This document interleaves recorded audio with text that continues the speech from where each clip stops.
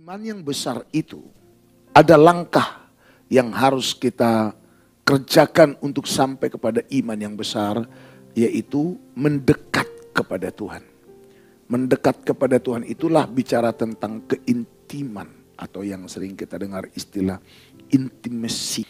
Nah, iman yang besar itu akan membuat kita mengalami mujizat yang seketika. Jangan mengharapkan perbuatan Tuhan yang seketika jika modal iman kita belum mencapai ke sana. Karena firman Tuhan berkata, jangan memikirkan hal-hal yang lebih tinggi melampaui iman kita. Jadi kita harus bisa mengukur kadar iman kita sebagai orang percaya. Ada banyak peristiwa dan ada banyak hal yang Tuhan kerjakan di Alkitab kepada setiap orang dengan berbeda-beda. Dan itu semua tergantung kepada kualitas iman, tergantung kepada level iman. Kalau dalam Matius pasal 15 ayatnya yang ke-28, bahwa Yesus berkata, "Hai ibu, besar imanmu." Jika ada iman yang besar, maka akan ada juga iman yang sedang menuju ke lebih besar. Atau ada iman yang kecil, atau ada iman yang kandas. Tapi saya percaya di antara kita dijauhkanlah iman yang kandas. Haleluya. Tapi kita memiliki iman yang benar, yang memiliki pertumbuhan iman yang jelas, dan kita bahkan menjadi orang percaya yang memiliki iman yang besar. Saya percaya kalau imannya bertumbuh dan menjadi besar, hal-hal yang seketika, hal-hal yang ajaib itu akan menjadi warna hidupnya. Iman yang besar ini bukanlah penilaiannya, penentuannya pada kita. Bukan pada orang lain, bukan pada pendeta. Tapi Yesus sendiri yang menentukan, yang mengukur dan menilai. Supaya nilainya tepat, ukurannya tepat. Lalu Yesus berkata, "Hai ibu, besar imanmu. Maka jadilah kepadamu seperti yang kau kehendaki." Betapa luar biasa ya. Seperti yang kau kehendaki. Jadi bukan hanya kita melakukan kehendak Tuhan, tapi kehendak kita pun Tuhan akan inginkan. Tuhan akan perbuat. Kehendak kita pun akan jadi. Nah, kita ingin enggak? Kita mau enggak? Apa yang kita inginkan itu Tuhan sepakati. Dahsyat loh. Tuhan sepakat dengan kehendak ibu ini. Kalau Tuhan mau bersepakat dengan kehendak kita, maka saya dan saudara harus menjadi orang yang memiliki iman yang besar. Tuhan mau sepakat dengan kehendak kita jikalau imanku besar. Nah, iman yang besar itu, saudaraku, langkahnya itu yang untuk mencapai ke sana adalah hidup yang melekat kepada Tuhan. Dan itu gak mudah. Melekatkan diri pada Tuhan. Perempuan ini, dia bukan orang Israel. Dia adalah wanita Sidon, orang Tirus, penduduk asli tanah Kanaan, yang belajar dan mengenal Tuhannya orang Israel. Itu sebabnya Yesus berkata, "Aku diutus hanya kepada domba-domba yang hilang dari umat Israel." Lalu dia mendekat. Wah, ini yang keren ini saudara. Tetapi perempuan itu mendekat. Dekat sama Tuhan. Itu tidak hanya diukur kita seberapa sering dan berapa lama ada saat ibadah. Tapi ternyata kriterianya banyak. Sebagai orang percaya, kita harus paham dan mengerti apa kriteria orang yang dekat sama Tuhan. Saya percaya kalau kita terus mendekatkan diri kita kepada Tuhan, iman kita pasti bertumbuh dan menjadi besar. Dan jika iman itu sudah jadi besar, Tuhan akan sepakat dengan yang kau kehendaki. Yang seketika akan kau alami dalam hidup. Kau bisa lihat seketika keadaan dibalikkan oleh Tuhan. Pergabungan, ratap tangis, berubah menjadi tari-tarian. Berubah menjadi sukacita. Dan suasana pesta itu dalam seketika. Dan kita membutuhkan mujizat seketika hari-hari ini. Karena keadaan makin sulit loh umat Tuhan. Betul tidak? Keadaan makin sulit. Sekali lagi, siapa yang bisa dan siapa yang benar-benar orang yang mendekat kepada Tuhan. Yang intim dengan Tuhan. Hidup yang melekat kepada Tuhan. Artinya, di mana ada Tuhan, di situ ada Dia. Di mana ada Dia, di situ ada Tuhan. Karena kemana saja engkau pergi, aku di sana. Di mana kau ada, di situ aku ada. Jadi kalau orang ini ketemu sama kita, pasti ada Tuhan dalam hidupnya. Nyata loh, bukan hanya sekedar ya semua kita bisa berkata ada Tuhan di hidup saya, betul nggak? Tetapi Tuhan yang ada dalam kita memanifestasikan dirinya di sekitar kita itu belum tentu. Karena Tuhan kalau memanifestasikan dirinya lewat hidup kita untuk sekitar kita pasti ada dampak, ada sesuatu yang terjadi. Lalu Yesus menjawab ahli Taurat itu dan berkata, serigala mempunyai liang dan burung mempunyai sarang. Tetapi anak manusia tidak mempunyai tempat untuk meletakkan kepalanya. Saudara tahu nggak bahwa Yesus adalah kepala gereja? Dia adalah kepala jemaat dalam Efesus pasalnya yang kelima. Ayatnya yang ke-22, saudara. Firman Tuhan berkata, ya, hai istri, tunduk kepada suamimu seperti kepada Tuhan. Lalu di ayat yang ke-23, karena suami adalah kepala istri, sama seperti Kristus adalah kepala jemaat. Jadi ini Yesus ditampilkan di sini sebagai kepala. Lalu Yesus berkata tadi dalam ayat yang ke-20 bahwa anak manusia tidak punya tempat untuk meletakkan apa? Kepala. Jadi tempat meletakkan kepala itu di mana? Kita tahu. Kepala itu ada bertempat di atas tubuh. Amin. Sebab posisi kepala itu ada di atas tubuh. Dan yang menghubungkan tubuh dengan kepala adalah leher. Leher ini bicara kasih.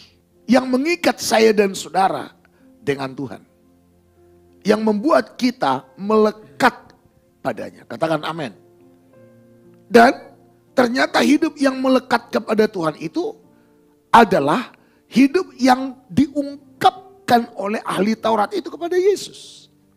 Mampu mengikuti Yesus kemana saja ia pergi. Katakan amin. Ini dia. Jadi mampu seirama dengan Tuhan. Itu hidup yang melekat. Bukan hanya soal bicara, oh saya datang beribadah, saya melayani. Orang bisa saja beribadah, bisa saja melayani, tapi tidak dekat sama Tuhan. Tidak melekat sama Tuhan. Tidak intim dengan Tuhan. Tidak mampu mengikuti Tuhan kemana saja Tuhan pergi. Dengan kata lain, tidak memiliki ketajaman kepekaan. Di mana ada Tuhan, di situ ada kita. Itu membutuhkan ketajaman kepekaan. Karena kita gak akan pernah bisa lihat Tuhan. Men, lo betul gak? Tuhan itu adalah roh. Dia gak akan terlihat oleh kita. Lalu bagaimana kita tahu? Dia maunya ada di depan sana 100 meter dari posisi kita. Kalau kita gak punya kepekaan. Kalau kita gak benar-benar memahami dirinya. Jadi bicara tentang kedekatan dengan Tuhan, kelekatan dengan Tuhan.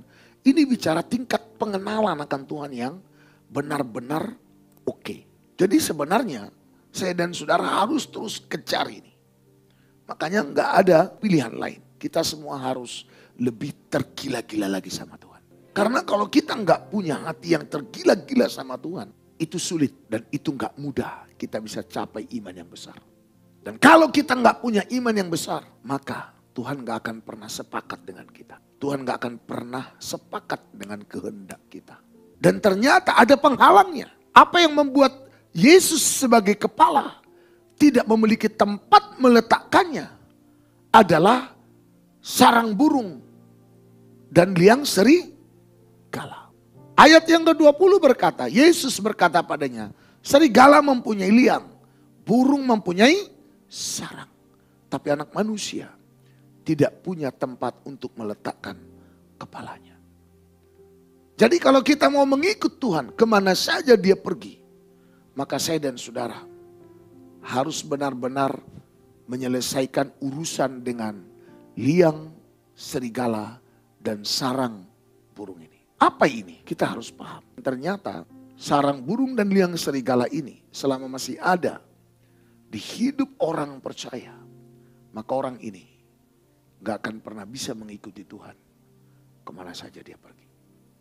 Maka orang ini mau seperti apapun pelayanannya, ibadahnya, kalau selama masih ada sarang burung liang serigala, maka orang ini gak akan pernah hidupnya sungguh-sungguh dekat melekat sama Tuhan.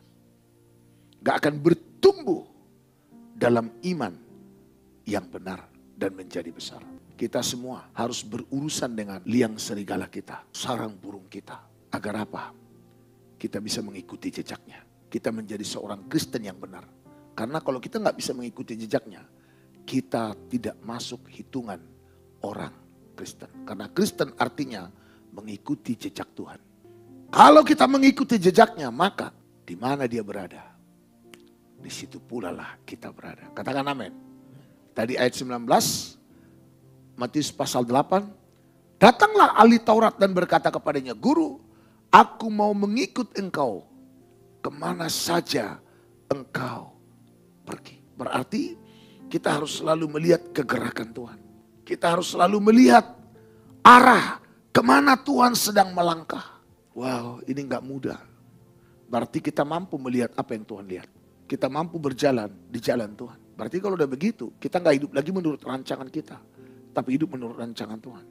Kita gak berjalan lagi di jalan kita, tapi kita berjalan di jalan-jalan Tuhan. Percayalah, kalau kita udah sampai di sini, banyak hal-hal yang seketika akan Tuhan kerjakan dalam hidup kita.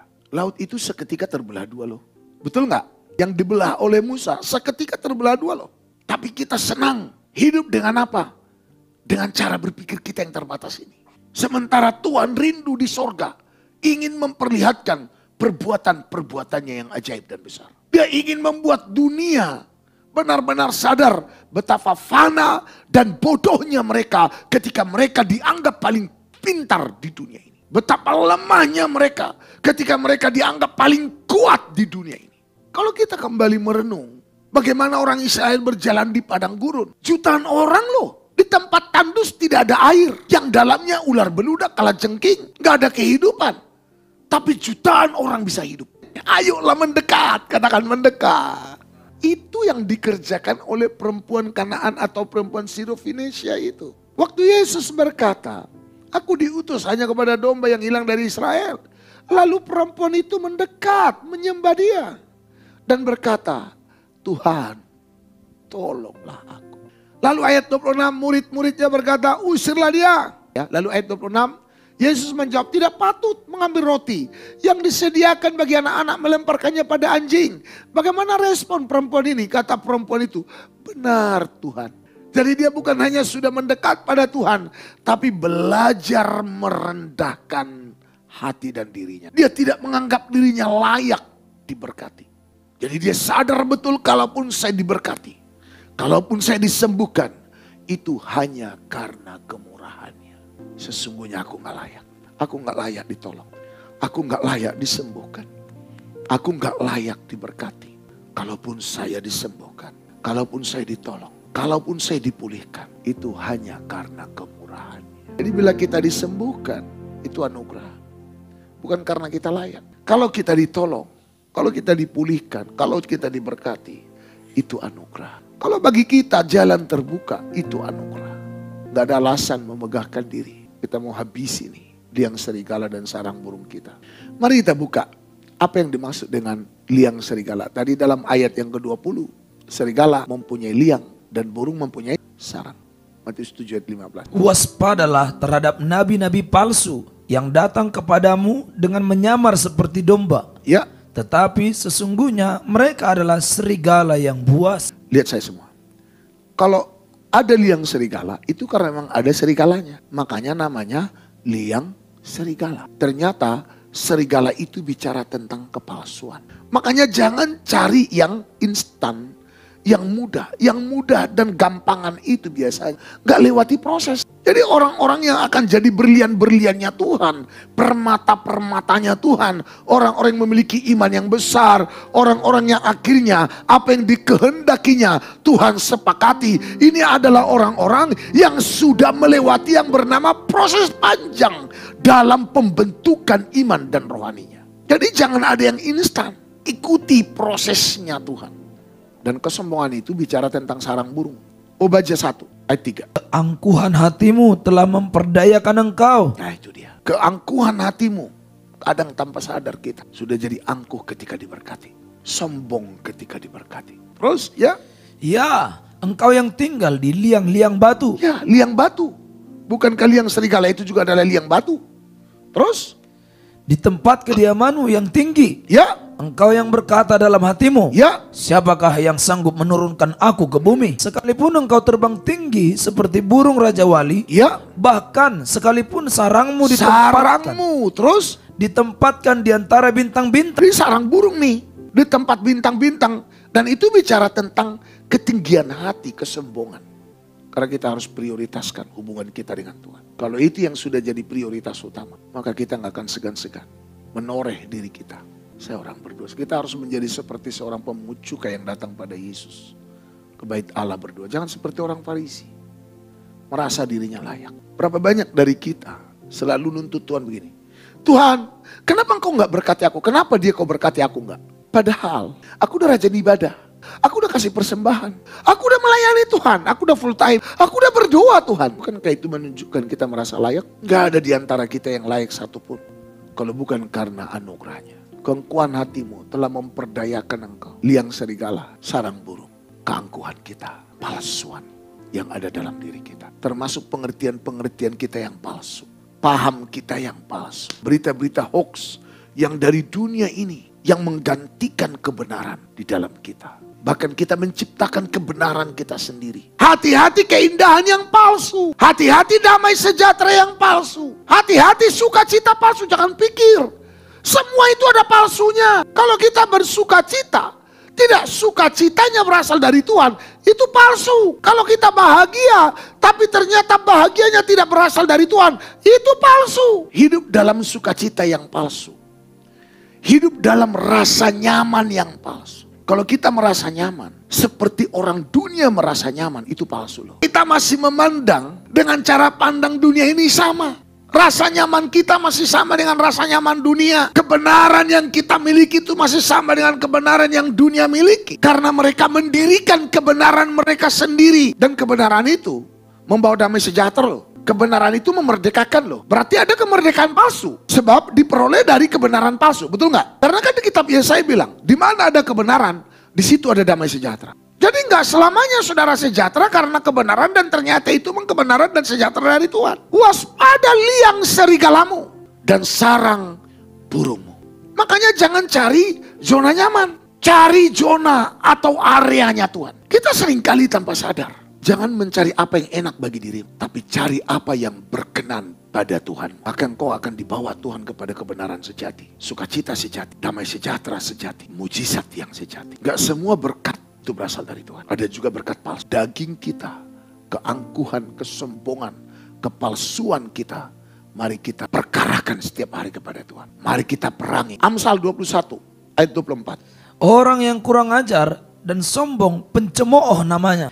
Ia berlaku dengan keangkuhan yang tak terhingga. Dan semua kita sebenarnya kalau jujur punya keangkuhan masing-masing. Punya kesombongan masing-masing. Jadi ada kesombongan terselubung. Jadi semua kebusukan kita itu kita kemas. Kita buat kemasannya sangat menarik dari luar. Supaya kita kelihatan selalu rendah hati.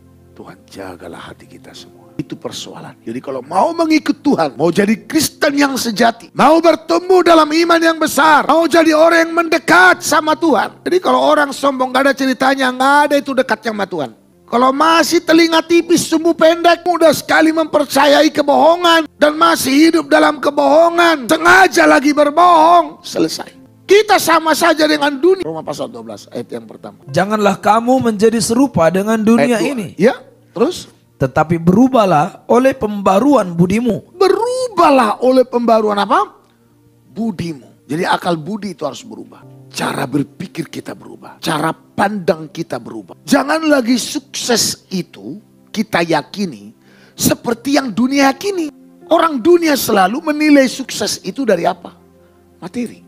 Dari perjalanan hidupnya. Dari pendidikannya. Makanya Yesus memutarbalikkan semua keadaan itu. 12 rasul muridnya. 12-12-nya gak jelas loh pendidikannya. Petrus itu diperkirakan buta huruf. Dan kalaupun ada surat 1, 2, 3 Petrus, itu yang nulis adalah ajudannya. Tapi justru dia yang dipilih Tuhan jadi soko guru di Yerusalem. ketika Petrus dan Yohanes ditangkap oleh ahli Taurat dan orang Farisi. Dan waktu mereka bersoal jawab dalam kitab Kisah Para Rasul, ahli Taurat orang Farisi bilang apa? Bukankah orang ini orang-orang Galilea? Bukankah orang ini bukan orang terpelajar? Tapi bagaimana mereka bisa memberi jawab seperti itu? Ayat 14 Kisah Rasul pasal 4. Ya. Ketika sidang itu melihat keberanian Petrus dan Yohanes dan mengetahui Ya. bahwa keduanya orang biasa. Keduanya orang biasa. Kata orang biasa ini artinya enggak berpendidikan, rendah. Terus? Yang tidak terpelajar. Nah, jelas tidak terpelajar. Terus? Heranlah mereka. Heran mereka. Terus? Dan mereka mengenal keduanya sebagai pengikut Yesus. Orang yang tidak terpelajar ini, orang Galilea, yang dianggap orang pinggiran, yang dianggap orang buangan, orang biasa. Tapi hebat ya, mereka bisa melakukan hal-hal yang bisa mengherankan. Sampai ahli Taurat dan orang Farisi apa? Heran.